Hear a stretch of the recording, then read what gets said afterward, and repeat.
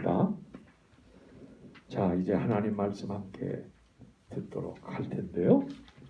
자, 오늘 하나님의 말씀의 제목은 성경에 있는 대로 했어요.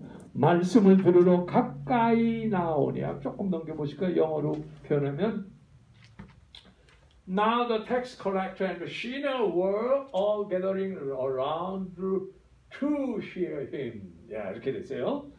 자, 참 중요한 말이에요. 여러분, 이 탕자의 비유 설교 들어보셨죠? 다 아시죠? 이거 예수 안 믿는 사람도 알아요. 탕자의 비유, 이 얘기는 복음 중에 복음, 복음 속의 복음. 이거 여러 가지 별명이 있어요. 어떤 분은 누가복음 15장이 누가복음 1장부터 14장의 얘기를 전제로 한 핵심이라는 거예요. 그 다음에 16장서부터 마지막 장까지의 중심에 있으므로 결국은 세리와 죄인뿐만 아니라 바리새인과 서기관들을 위하여 십자가 지시고 부활하신 것. 그래서 결론된다는 거예요. 15장이 중심이라는 겁니다. 누가복음에. 그래서 이걸 얼만큼 이해하느냐에 따라 복음을 이해하는 것이 결정된다. 이렇게 말씀드릴 수가 있어요.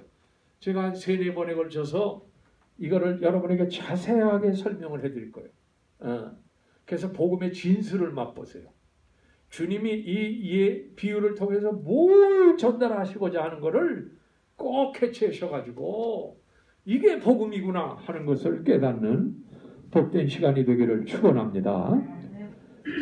R.C. 라일이라는 사람은 누가복음 15장처럼 우리 인간의 영혼에게 유익된 장은 없다. 우리 인간의 영혼을 위해서 가장 은혜롭고 가장 감동되고 가장 축복된 장이다. 이렇게 얘기를 했어요. 누가복음 15장을.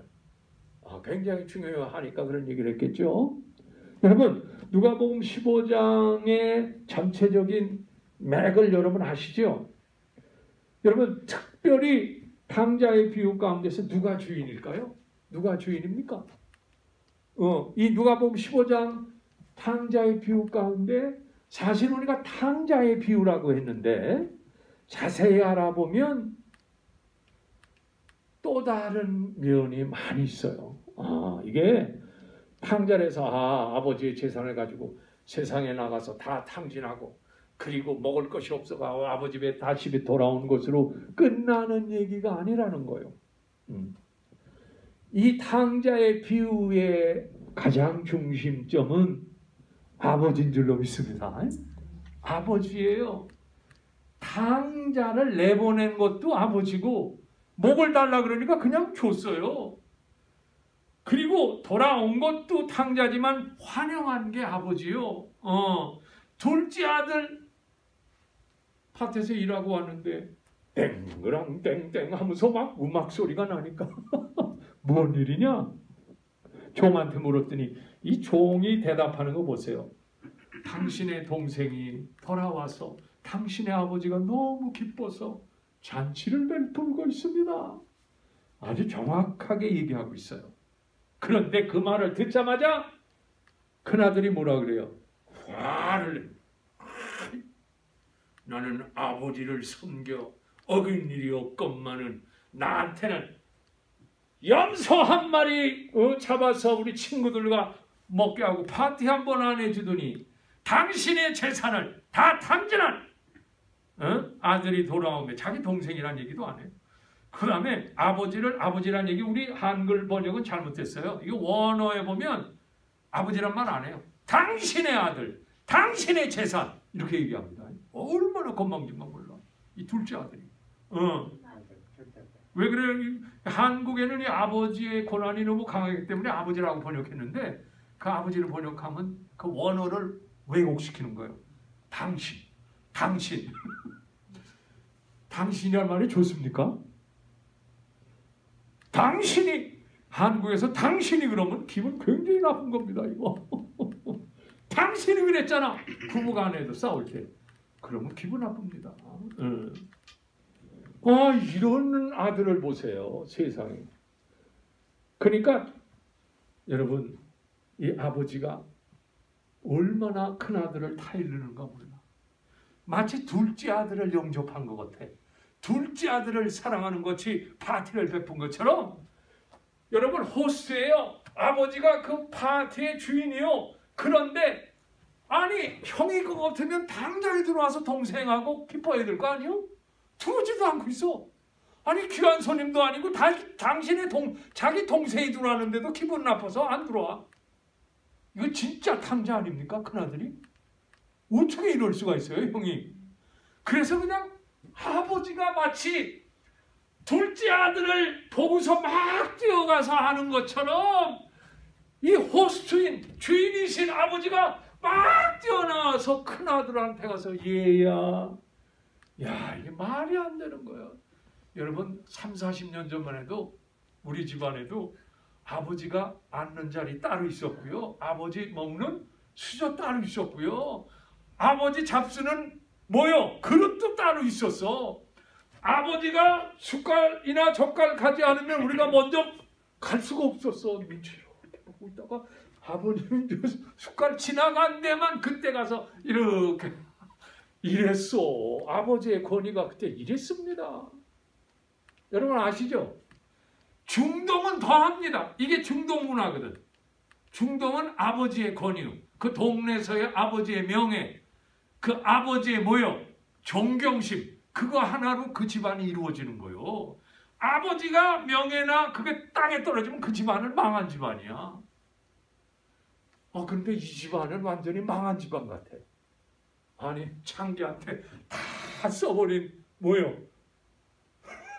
동생 탕자가 들어왔는데 잔치를 베풀어 주니 세상에 동네에서 뭐라고 소문나서, 아니 장기하고 다 먹어버린 그의 그 못쓴 아들이 돌아왔는데 잔치를 벌였대. 아버지가 약간 이렇게 된 거 아니야? 이렇게 소문날 수밖에 없어요. 우리 문화에도 마찬가지입니다. 어디 외지에 나갔다가 쫄딱 망하고 들어온 아들 같으면 창피해서 아버지가 야야 그만해, 조용히 해, 아무 말도 못하게 해요. 그리고 숨겨요. 어디 잔치를 베풉니까? 동네 창피해서 못해요. 이해가 됩니까? 이해가 돼야 돼. 이해가 돼야 돼. 그런데다가 이 큰아들, 이 못된 아들 보세요. 세상에 아버지가 나와가지고 머리를 숙이면서 얘야, 이 성경에 보면 얘야, 아들아, 그런 말로 마치 둘째 아들을 사랑하는 모습과 큰아들을 사랑하는 모습을 똑같아요. 얘야, 죽었다가 살아난 너의 동생이 돌아왔는데, 잃었다가 다시 찾았는데 기뻐하는 게 마땅치 않느냐? 불평을 하잖아요. 그때 아버지가 한 말이 뭐예요? 굉장히 중요한 말이에요. 나는 너와 항상 함께 있었다. I am always with you. 여러분, 성경의 핵심 단어 아닙니까? 하나님이 우리와 함께 하신다. 임마누엘이란 뜻이요. 그게 I am always with you. 그렇죠? 이렇게 좋은 말을 해주는 거예요. 그리고 뭐라 그래? 내 것이다. 내 것 아니냐? 네가 진짜 상속자 아니냐? 그런 얘기요. 성경에 이 상속이란 말처럼 복된 말이 어디 있어요? 이런 말 하는 거 보세요. 그러니까 이 탕자를 사랑하는 만큼 누구도 사랑했어? 큰아들도 이렇게 사랑했어. 얼마나 사랑했는가 몰라.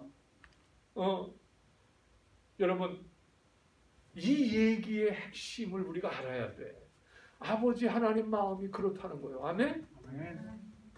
세상으로 나간 집안 바깥 탕자도 사랑했으나 집 안에 있는 자기의 의의를 주장하고 자기의 선함과 자기의 착함을 자랑하는 그 아들도 사랑한다는 거예요.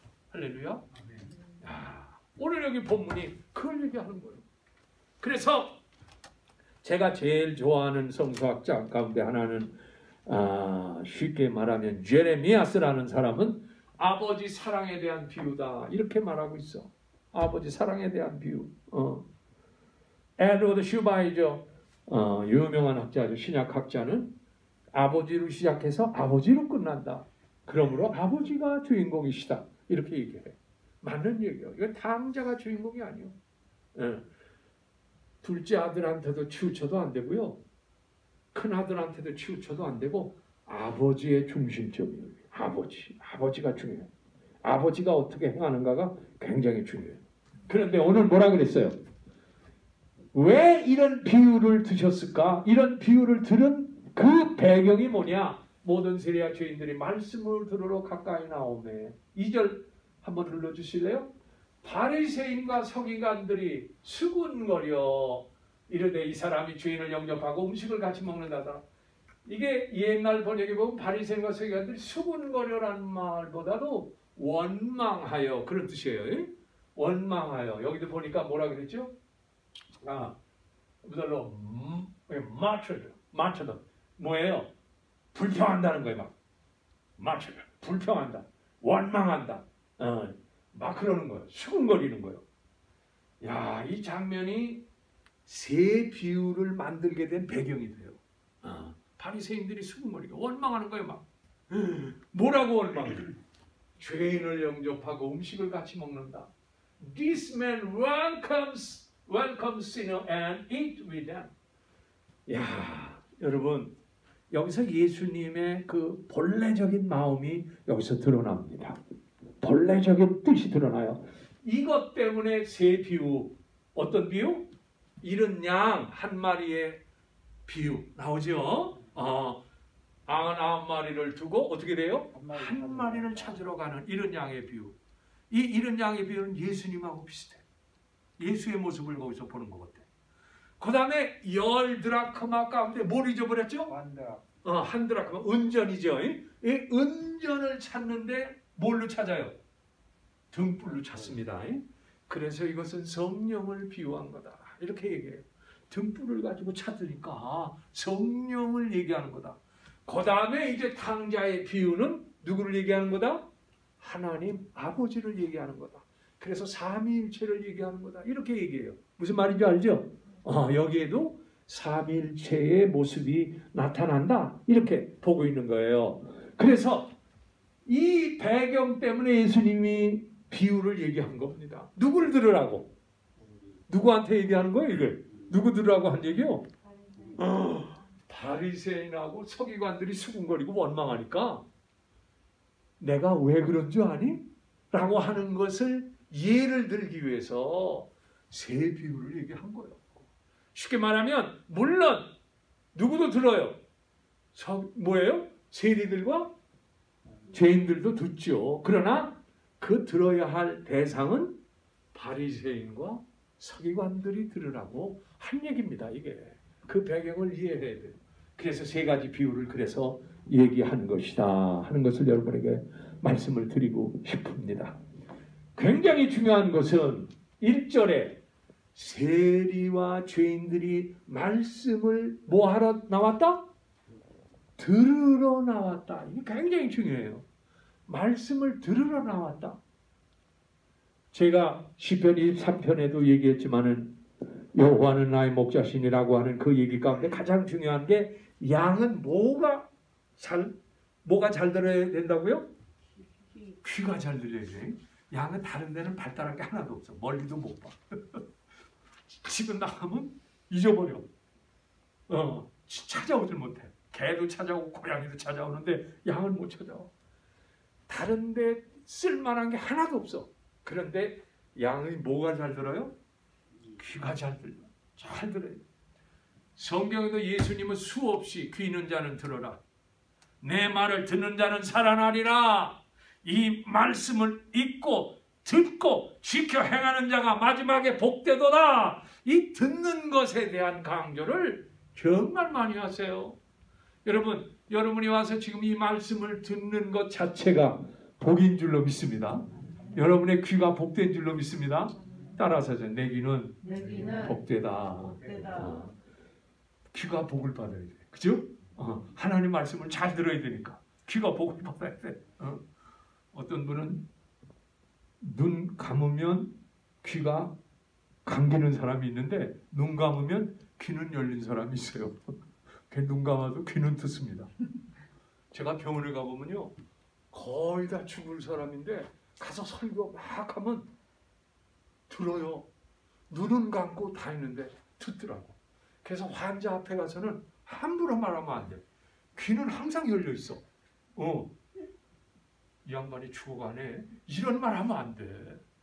다 들어. 조심해야 돼. 여러분, 하나님이 말은 반마디하고 귀는 2배로 들으라고 그랬어. 귀는 그래서 2개로 맺는 거야. 열심히 들어야 돼. 특별히 하나님 말씀을 잘 듣기를 축원합니다. 그래야 돼. 그래서 이 시간이 살아나는 시간이야. 주의 말씀으로 살아나기를 축원합니다. 살아나야 돼. 자꾸 그냥 영혼이 살아나고 마음이 살아나고, 할렐루야.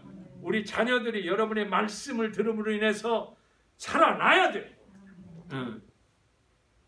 그래서 예수님도 종말에 내 말을 듣는 자가 사한다. 무덤에서 다시 살아나리라. 구약에서 여러분이 제일 많이 나오는 말이 뭔 줄 알아? 여호와께서 가라사대. 이 말 굉장히 많아요. 여호와께서 이르시되, 여호와께서 말씀하시되. 이게 무슨 말이요? 종이 들었다는 거예요. 들었으니까 그렇게 기록을 했지요. 여러분, 말씀하는데 듣는 사람이 없으면 이 성경의 기록에 나와 있겠습니까? 들었어. 그러니까 신앙의 기본은 듣는 데서부터 시작하는 거야. 할렐루야. 잘 들어야 돼. 단마음으로 들어야 돼. 회개하는 마음으로 들어야 돼. 순종하는 마음으로 들어야 돼. 아멘. 꿀송이 같은 말씀으로 들어야 돼요. 그래서 기독교는 이 말씀 듣는 것을 중요하게 생각해. 내 말을 삼가 듣고 순종하는 자는 내가 온 세계 모든 민족 위에 너를 뛰어나게 하리라. 이런 약속을 수없이 많이 하고 계셔요. 여러분, 그래서 주일날 나오는 거 다른 것도 다 중요하지만 말씀 듣는 시간에는 집중해야 돼요. 할렐루야. 여러분, 그런데 문제는 뭐냐? 문제는 이 얘기의 배경에 왜 들으려고 할까? 제가 초점 맞추는 건, 아니 서기관들과 세리들과 죄인들, 이 세리들은 어떤 사람이요? 텍스 컬렉터는 쉽게 말하면 로마의 폭정하에서 로마를 대신해서 뭐 하는 사람들이요? 자기 자국민에게 세금 걷는 사람이에요. 텍스 컬렉터. 여러분, 미국 와서 세금 많이 냅니까? 안 냅니까? 미국, 한국에 옛날에 살 때는 세금이라는 게 어디 있어서 그리고 거의 다 이중장부했어. 이중장부 해가지고 다 했어. 미국이 이렇게 강한 이유 가운데 하나가 세금 많이 걷어서 그래요. 뭐 다른 이유 많이 있습니다만은 그 가운데 가장 중요한 이유가 세금을 철저히 걷어. 안 내면 때려, 완전히 때려도 망조로 때려버려. 그러니까 세금 안 내면 안 돼. 근데 세금 내는 게 나중 와서 보니까 좋더라고요. 세금 많이 내니까 이 미국 사람들 60 넘어 70대 가지고 뭐예요? 받는 게 많더라고. 내가 이렇게 알아보면 몇천 불, 4천 불, 5천 불씩 받는 사람이 일반적이요. 그러니까 은퇴하고 나서는 모두 가능해요? 생활이 얼마나 가능하고 여행 다니면서 이런 사람들 얼마나 많소. 예. 그러니까 어떤 사람은 세금 내는 거 아까워하는데 그러면 안 돼. 미국에서는 기쁘게 내기를 바랍니다. 요즘에 한국도 그런 운동이 일어나서 세금 잘 내자. 왜냐? 복지가 많이 좋아지니까 이게 우리 세금 내서 그렇구나 하는 거를 백성들이 아는 거예요. 그렇구나. 그리고 세금 내서 받는 연금? 이거 너무들 좋아해. 나도 지금 조금 받습니다. 600불 받습니다. 너무 적어. 힘들어. 세금을 많이 냈어야 되는데 우리 집사람도 나중에 받게 되면 한 1,000몇백 불은 될 거예요. 우리 집사람이 아직 못 받아. 그런데 아무튼 여러분, 이 텍스 컬렉터, 이 사람이 왜 나쁘냐? 로마의 폭정에서 로마를 대신하여 세금을 걷는데 걷어가지고 반은 자기 집 넣는 거예요. 그래서 그때 유태인들이 저 매국노 같은 놈들 하고서 욕하던 사람이 텍스 컬렉터요. 저놈들이 말이야, 우리의 피를 빨아먹고 산다고 그랬어. 옛날 일제시대 때도 그런 사람 있지 않아? 그죠? 일본 앞잡이 돼가지고 잡으라면 그냥 얼마나 열심히 갖다 잡아 바치는가. 그런 사람이 똑같은 거예요. 그게. 그래가지고 그래서 이 매국노 같은 사람이 사실 존경할 만합니까? 아이고 아니오시다요. 나 같아도 저놈은 뒤통수랑 탔는데 그런 마음을 갖는 사람이요. 또 바리새인은 어떤 사람이야? 아까처럼 좋은 말하고 뒤에서 나쁘다. 바리새인은 쉽게 말하면 자기는 다르다. 항상 이거요. 자기는 다르대. 저 죄인들과 다르다. 저 기도 안 하는 사람과 다르다. 저 율법을 행하지 않은 사람과 다르다. 야, 이 특권 의식을 갖고 있어.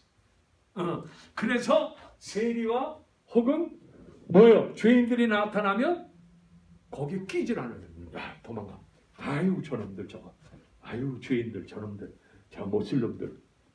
하면서 끼질 않아. 그러니까 주의 말씀을 들으러 온 세리와 시너들이 죄인들이 오니까 그냥 물러가서 수군거리는 거예요. 여러분, 주님은 이 양자를 다 사랑하는 줄로 믿습니다. 이 세리와 죄인들도 사랑하고 누구도 사랑해? 바리새인과 서기관들도 사랑해. 이게 성서의 핵심이야. 둘 다 못됐어. 얘 둘 다 진짜 못됐어. 극단적으로 못됐다고 얘기할 수밖에 없어. 그런데 주님은 둘 다 사랑하는 줄로 믿습니다. 나는 옛날에는 세리와 죄인들만 사랑하는 줄 알았어. 왜냐? 하나님은 가난한 자 편, 고아 편, 과부 편, 구약에 보니까 그러더라고. 약자들 편이더라고, 하나님이 주로. 그래서 신약에 와서도 주님이 보면 꼭 가난한 사람, 병자, 귀신 들린 사람, 쉽게 말하면 바리새인들이 제일 싫어하는 사람들하고만 같이 해. 그래가지고 난 그 사람들만 좋아하는 줄 알았는데 자세히 보니까 바리새인도 사랑해. 아멘? 서기관도 사랑해. 하나님은 마음이 넓으셔. 너무 넓으셔. 우리는 그것을 여기서 깨달아야 된다고 봅니다.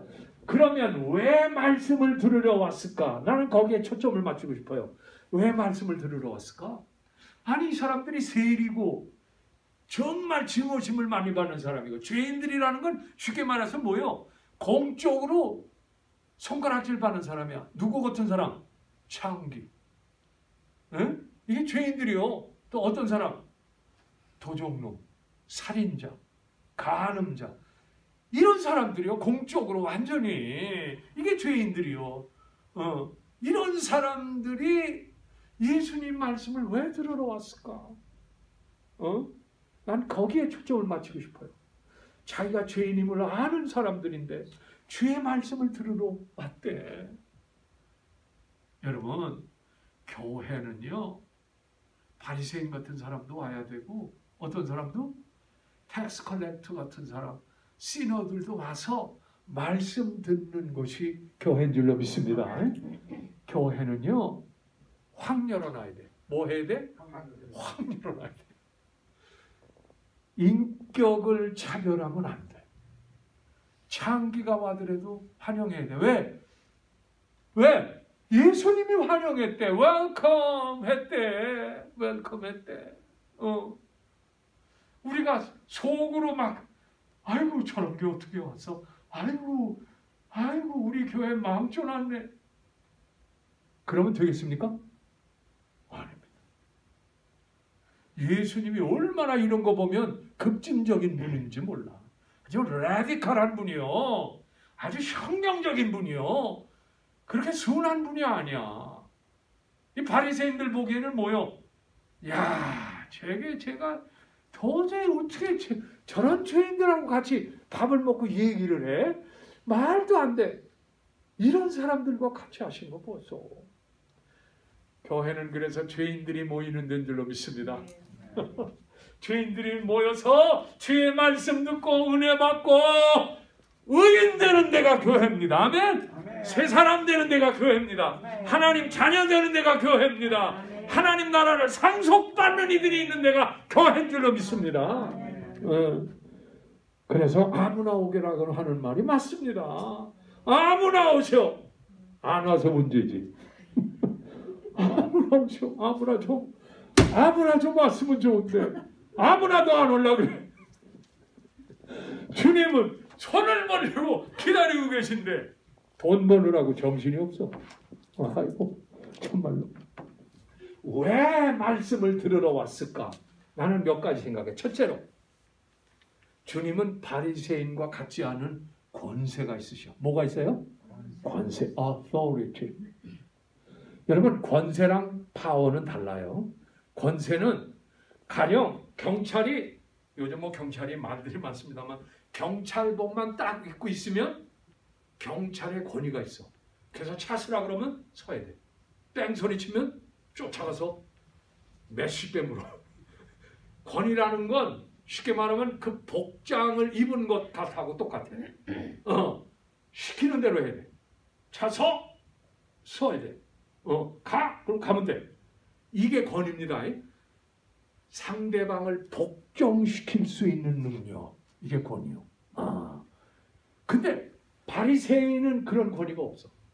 말은 잘하는데 실생활을 보니까 탐욕하는 자요, 돈을 좋아하는 자요, 윗자리를 좋아하는 자요, 음란한 자라고 성경은 말하고 있어. 그러니까 권세가 없어. 권세가 없어. 그래서 산상수훈 마지막 결론이 뭐요? 예수님이 가르침은 바리새인과 같지 않게 권세가 있었더라. 결론이 그거요. 여러분, 죄인과 세리들이 예수님을 좋아하는 이유 가운데 하나가 주님은 권세가 있으셔. 할렐루야. 권세가 있으셔. 여러분, 말씀을 들으러 왔다는데 말씀의 근원이 예수님 아니요, 말씀이 육신을 입어 우리 가운데 거하심에 우리가 그의 독생자의 영광을 보니 은혜와 진리가 충만하더라. 아멘. 그분이 원래 말씀의 본체입니다. 그 본체니까 권세가 있죠. 말씀을 창조하는 능력도 있습니다. 말씀은 치유하는 능력이 있습니다. 말씀은 죄 사하는 권세가 있습니다. 말씀은 우리를 회개케 하는 권세가 있습니다. 말씀은 마귀를 쫓아내는 권세가 있어요. 말씀은 우리를 심판하는 권세가 있어요. 그래서 예수님이 하늘나라 가시기 전에 하늘과 땅의 권세를 내게 주셨으니 너희는 가서 아버지와 아들과 성령의 이름으로 세례를 주고, 그죠? 내가 너에게 가르친 것을 그들에게 가르쳐라. 내가 세상 끝날까지 너희와 함께 있겠다. 하늘과 땅을 연결시킨 분이 하나님이시오. 전에는 하늘에만 하나님의 권세가 행해졌는데 예수님이 땅에 오심으로 땅의 권세를 다 점령하셔서 하늘과 땅의 권세를 뭐요? 통일시킨 분, 하나 되게 하신 분. 그래서 예수밖에 주님은 없습니다. 아멘. 땅에서의 권세도 주님이 갖고 계신데, 할렐루야. 아직도 마귀의 잔존무리가 조금 남아있기는 하지만 궁극적으로는 예수께서 권세가 있는 줄로 믿습니다. 예수님은 죄 사하는 권세가 있는 줄로 믿습니다. 소녀야, 내 죄가 사함을 받았노라. 깜짝 놀래요. 내가 죄 사하는 권세를 너에게 알려주려고 왔다. 야, 권세가 있어요. 예수 믿는 사람이 매력을 끌려면 권세 있는 신자가 돼요. 할렐루야? 허벌렁하면 안 돼요. 권세 있는 신자가 좀 되세요. 어떻게 하면 목사님 권세를 얻을 수 있을까요? 어떻게 하면 내 한마디에 권세가 있을까요? 여러분, 은혜 충만하고 성령 충만할 때 한마디 하면요 그대로 되는 거 나 많이 봤어요. 이야, 무서워요. 그래서 성령 충만하고 은혜 충만한 사람의 말은 잘 들어야 돼. 잘 들어야 돼. 그대로 되는 경우가 많아. 야, 그거 희한해. 그래서 기도 많이 하고 성령 충만한 사람, 은혜 충만한 사람하고는 가까이 하셔야 돼. 그래야 그 권세가 뭐요? 연결도 돼. 그래서 영맥이라는 게 있어. 영적으로 맥이 통하는 사람은 영맥을 해. 그래서 목사하고 사모님 가까이 하면 여러분도 권세 받습니다. 아멘. 같이 대화도 많이 하고 기도도 많이 해달라 그러고 자꾸 이래야 돼. 왜냐? 소위 하나님의 권세는 하나님 백성들을 통해서 전파되게 되기 때문에 그래요. 여러분에서 기도 많이 하는 걸 믿으시기를 축원합니다. 그래서 여러분에게 저희들의 간절한 기도가, 저희 집사람과 저희 간절한 기도가 그 권세로 나타나기를 축원합니다. 병을 치료하는 권세, 마귀를 쫓아내는 권세, 아멘. 기도한 대로 응답되는 권세, 할렐루야. 말한 대로 이루어지는 권세, 마음에 품은 대로 역사하는 권세. 권세가 있어야지 신자 노릇해요. 그래야 사람이 매력적이게 됩니다. 야, 저 사람은 다르네. 야, 누가 같이 계신 것 같아. 누가 꼭 도와주시는 것 같아. 아니, 말하다가도 저렇게 벌떡 일어나네. 야, 놀랍네. 사람들이 마음을 열게 돼 있어. 그런 사람들한테. 아멘. 한마디라도 들으려고 그래. 한마디라도 조언을 받으려고 그래. 한마디라도 기도를 받으려고 그래. 한마디라도 그분의 말을 들어서 마음의 양약을 삼으려고 그래. 권세 있는 분들에게 축원합니다. 예수님의 권세가 있었기 때문에 말씀을 들으러 온 거예요. 어떻게 하든지 들으러 온 거예요. 두 번째, 왜 이분들이 말씀을 들으러 오려고 했나? 예수님은 죄인의 친구래. 뭐의 친구? 죄인의 친구래. 세상에. 여러분, 친구를 어떻게 정의할 수 있습니까? 친구는 어떤 사람은 세 가지 얘기하더라고. 세상 사람이 다 버릴 그때에 나를 찾아오는 사람. 그 사람이 진짜 친구래. 세상 사람이 다 버렸는데 그 사람이 찾아오더래. 그렇게 되기를, 아니, 그렇게 망하면 안 되겠지. 그런 친구가 있기를 축원합니다. 그래 있어야 돼. 사람은 외로워서 그런 친구 두셋만 있으면 살만해. 아무리 어려워도. 두 번째, 또 친구의 정의를 어떤 사람이 하는데, 내 사정을 너무 잘 알아서 내가 어떤 바가지를 옴빡 썼어도 그 사람은 나를 이해하는 사람, 내 사정을 아는 사람, 내 마음을 아는 사람. 그래, 아무 말 안 하고 나는 내 편이다 라고 하는 생각을 갖게 해주는 사람. 그 사람이 진짜 친구예요. 그렇습니까? 다른 사람은 모르는데 그 사람은 나를 이해해줘. 그리고 아무 말도 않고 와서 등 두들겨줘. 그리고 울 때 같이 울어줘. 위로가 됩니까? 안 됩니까? 위로가 되는 거예요. 네. 세 번째, 친구의 정의를 어떻게 하면 알 수 있을까? 그 사람을 만나기만 하면 기쁜 거야. 막. 그런 사람 있죠? 그만 사람만 너무 부담스러운 사람 있어. 그런데 이 사람은 만나기만 하면 마음 열고, 그렇게 많았던 어려움도 그 사람만 만나면 반감이 돼. 그냥. 야, 예수님이 그런 분이었대. 할렐루야. 죄인들이 좋아할 수밖에 없지 않소? 다 들어주는 거야. 그리고 예수님이 내가 너 이해한다 그러는 거야. 내가 너 사정한다 그러는 거야. 눈빛으로 벌써 알 수 있어. 그 사랑의 눈빛, 자비의 눈빛, 용서의 눈빛. 그러니까 그냥 그 세리와 누구요? 죄인들이 그냥 예수님께 가는 이유가 있어. 교회가 제일 잘 되려면요, 여러분이 죄인의 친구가 좀 돼야 돼. 예수님처럼. 아멘? 정말요. 그리고 예수님은 뭘 잘하냐? 경청을 잘하셔. 잘 들으셔. 다른 사람의 말을 잘 듣는 사람이 그 사람에게 적절한 말도 해줄 수 있는 거예요. 아멘? 그냥 어떤 사람은 그냥 보자마자 자자자자자자자자자 나중에 들어보면 자기하고 맞는 얘기는 하나도 없어. 그러는 거 아니에요. 예수님은 경청을 잘해. 잘 들어. 제자들이 와서 이 죄인들이 와서 자기 사정을 얼마나 얘기를 잘하고, 이 세상에서 상처 많이 받은 사람은 예수님께 와서 얘기를 많이 해야 돼요. 아멘? 여러분 상처 많으면 주님께 그냥 다 털어놓으셔. 그냥 다 털어놔. 그냥 미움도 뭐 별난 마음, 죽고 싶은 마음도 다 그냥 털어놔. 주님은 들으시는 분인 줄로 믿습니다. 출애굽기에 보니까 이스라엘이 당하는 백성들의 고난을 들으시고 그랬어요. 들으셨대. 우리 기도를 들으시고 우리의 고난을 들으시고 우리의 마음속에 있는 응어러진 거 다 들으신대. 그러니까 인격자지요.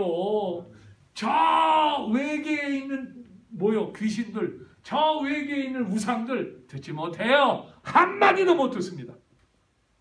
나무에게 1000만 번 가서 절해보시오. 한마디도 못 듣습니다. 아멘? 주님은 들으신대요. 여러분이 다른 데는 다 막혀도 하늘이 열린 줄로 믿습니다. 들으신대요. 이게 우리의 창구야. 이게 우리의 기도의 창구, 대화의 창구. 할렐루야. 우리가 하나님께 나아가는 창구가 하늘이 열렸대. 그러니까 친구가 되겠어 안 되겠어? 친구가 돼.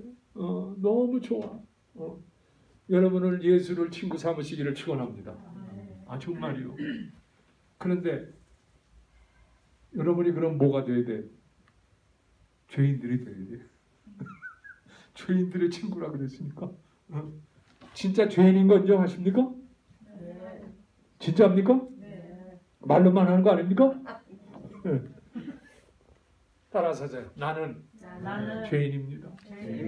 하나님 앞에서 죄인입니다. 사람들 앞에서 죄인입니다. 양심 앞에서 죄인입니다. 여러분 예수님 친구 됐어. 할렐루야. 이제 친구 됐어. 예수님께 다 얘기하면 돼. 아무 걱정 없어. 여러분 제가 문중경 전도사님 얘기를 좀 할래요. 한번 나중에 가서 쳐보세요. 문중경. 여러분 문중경이라는 분이 있었는데, 여러분 저 전라도 신안 아파트 가면 증도라고 하는 데가 있어. 거기 하해도는 김대중 대통령이 난대요.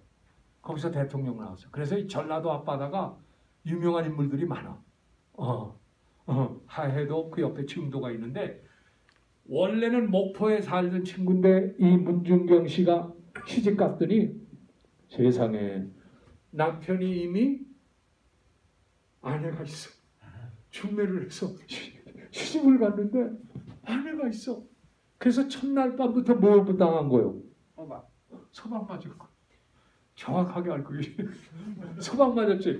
오래간만에 그 말 듣죠? 서방 맞았어.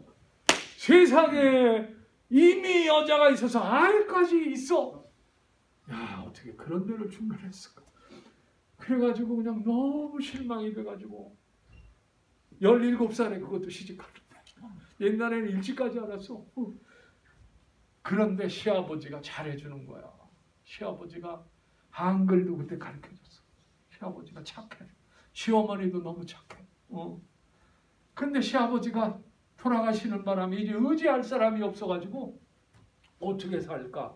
죽으려고 이제 자살을 하려고, 이제 나는 살 희망이 없어. 그런데 어느 날인가 길거리 지나가는데 많은 삐라가 붙어있어. 보니까 심령대 부흥회, 옛날엔 전부 그랬어요. 심령대 부흥회 강사가 이성봉 목사님. 죽으려고 마음 먹다가 저거나 한번 듣고 죽자. 그래가지고 그거 들으러 간 거예요. 맨 뒷자리에 앉았어. 이성봉 목사님 그때 마태복음 11장 수고하고 무거운 짐진 자들아 다 내게로 오라. 내가 너희를 쉬게 하리라. 그 말씀이요. 나의 마음은 온유하고 겸손하니 내게 배우라. 그러면 내 짐이 가벼워질 것이다. 첫날 교회라고 하는 교자도 모르는 사람, 성경은 성자, 시옷자도 모르는 사람이 첫날 가가지고 그냥 은혜를 그냥 옴팍 받습니다. 이야, 그런 분이 계시는구나. 다 떠났지만 예수란 분은 나를 안 버리시네. 나하고 결혼한 남편도 다른 여자로 도망갔는데 예수란 분을 내 진정한 남편으로 삼고 살아야 되겠다 마음을 먹은 거. 그래가지고 이 양반이 목표 북교동교회 유명합니다. 거기서 있다가 경성신학교, 그래 서울신학교죠. 신학을 해가지고 여러분 그 섬 앞바다 있는 그 섬들이 1,400개. 몇 개? 1,400. 엄청 많은 거예요. 신학 앞바다. 이 1,400개를 돌아다니면서 교회를 개척을 한 거예요. 100개 교회를 개척한. 야, 고무신이 1년에 7, 8개가 다 뜯어져 나간대. 얼마나 열심히 돌아다니고 동네 애들 데려다가 제대로 못 먹으니까 밥 해주고 애기 낳을 때 되면 가서 임신해서 그 아기를 받아주기도 하고 그 섬의 어려운 일들은 다 한 거예요. 그래가지고 결국 어떻게 돼? 결국은 교회를 세우고 그 섬에서만 150명의 목사들이 나와. 야, 이런 일이 한 사람이 변화되는 게 이런 놀라운 역사가 있는 거예요. 장로가 80명이 나와. 세상에. 거기도 다 이름 있는 목사들이요. 김중건 그 신안 앞바다 출신이요. 중도 출신이요. 김중건 알아요? CCC 회장이었던 그 양반 모르면 약간 그렇다. 또 유명한 분들 많아. 이만신 목사 그 중도 그쪽 출신이요. 중앙교회 담임 목사님이죠. 우리 성결교회.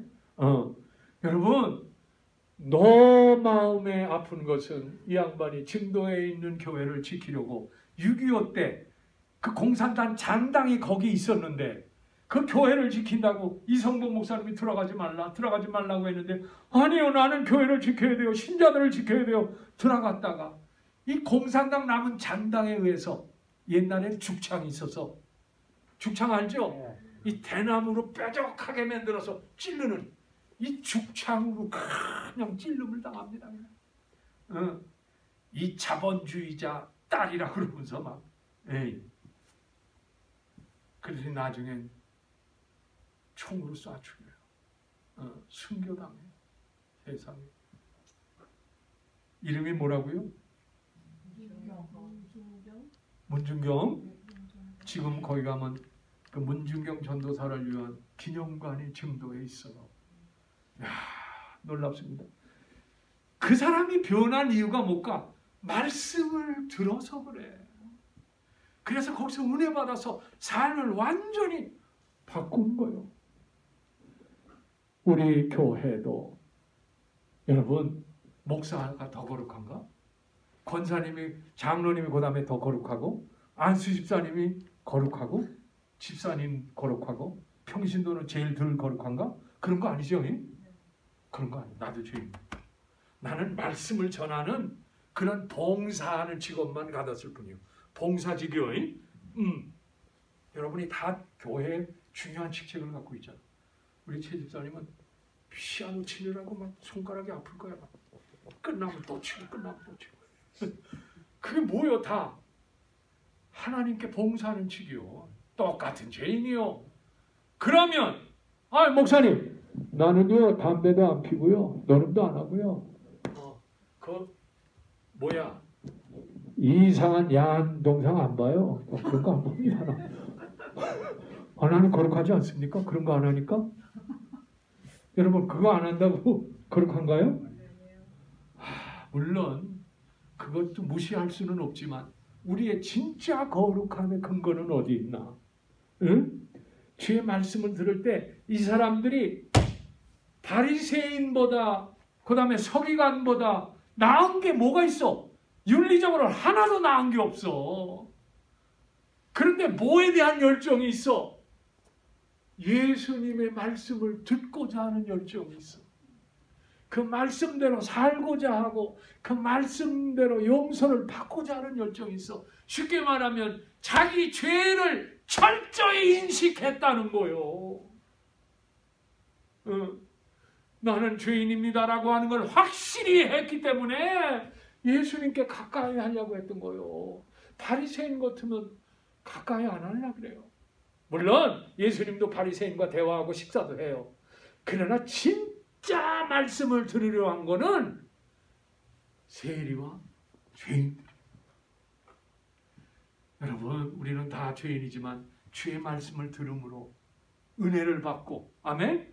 십자가에 나의 죄를 위하여 죽으신 예수를 믿음으로 의인이 되는 줄로 믿습니다. 담배 안 펴서, 술 안 마셔서, 이것 안 해서 의인된 게 아니에요. 주님은 그래서 이 죄인들을 영접하는 거 보세요. 웰컴, 영접하는 거 보세요. 여러분, 하나님 말씀이 매주마다 잘 들려지기를 축원합니다. 그래서 그 말씀이 나의 죄를 용서하는구나. 그 말씀이 나에게 위로가 되는구나. 그 말씀이 내 구원의 보증이 되는구나. 그 말씀이 나를 구렁텅이에서 건지는구나. 그 말씀이 나를 곁길로 갈 때 바른 길로 인도하는구나. 그 말씀이 내 길에 등이 되고 빛이 되는구나 하는 것을 느낄 때에 그가 구원받은 사람이요. 그가 성도요. 그가 하나님 나라를 상속하는 분이요. 그러므로 거룩한 생활이 되는 겁니다. 사랑하는 성도 여러분, 세리와 죄인들이 말씀을 들으러 주께 나아가니, 이 말씀이 얼마나 중요한가 몰라. 말씀을 들으러 주께 나아가니. 주일날마다 이런 마음으로 교회 나오시기를 주의 이름으로 축원합니다. 축원합니다. 기도하겠습니다. 하나님 아버지, 누가복음 15장의 배경은 바리새인과 서기관들이 원망하며 저는 죄인들을 영접하고 그들과 음식을 나누는구나 하면서 수군거릴 때 하신 말씀입니다. 교회가 주의 놀라운 은혜와 십자가의 보혈로 거룩한 공동체가 됐다고 말합니다. 이것은 우리의 착함도 아니요, 우리의 선함도 아니요, 우리가 윤리적으로 도덕적으로 정당해서가 아니라 근본적으로 우리 마음 깊은 곳에 있는 죄까지도 주님의 십자가로 용서받았기 때문입니다. 이생의 자랑, 육신의 정욕, 안목의 정욕까지도 주의 말씀으로 인해서 용서받음을 확신했기 때문입니다. 주님, 이 은혜를 늘 받음으로 하나님 나라 상속자, 하나님 나라의 영광을 권세 있는 주의 종들이, 죄인의 친구들로서 사는 주의 종들이 됨으로 인하여 복을 받게 하옵소서. 예수님의 이름으로 기도합니다. 아멘. 우리 앞뒤 옆에 분에게 샬롬 하겠습니다. 샬롬 샬롬 샬롬 샬롬 샬롬 샬롬. 할렐루야. 자, 우리 축도로 이제 예배를 마치도록 하겠습니다. 지금은 교회 머리가 되신 우리 주 예수 그리스도의 은혜와 아들을 주시기까지 하시는 하나님 아버지의 극진하신 사랑과 성령님의 감동, 감화, 교제, 인도 충만하시니 세리와 죄인들이 주의 말씀을 들으러 가까이 가니라고 하는 이 말씀처럼 주님 앞에 죄됨을 알고 주의 말씀을 듣고자 하는 강렬한 마음을 가진 이 자리에 모인 주님의 자녀들 위해 하시는 생업과 후손들 위해 지금부터 영원히 함께 계시기를 간절히 축원하옵나이다. 아멘.